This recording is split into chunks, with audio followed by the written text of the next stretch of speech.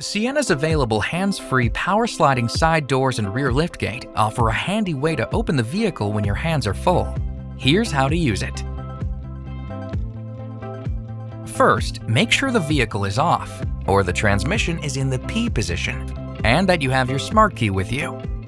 Then simply walk up to either front door of the vehicle and note the location of the sensor icon on the side sill.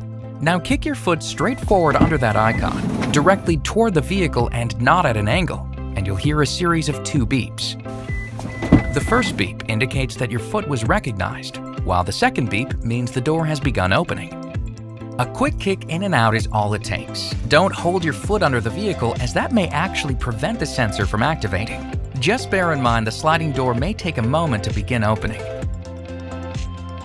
And best of all, this system can also close the door simply by doing another kick motion.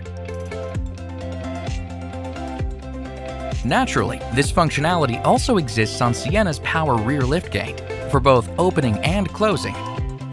To operate it here, the process is the exact same. However, there's no sensor icon on the rear. Instead, simply stand directly behind the center of the vehicle with the smart key, then kick straight ahead without holding your foot up.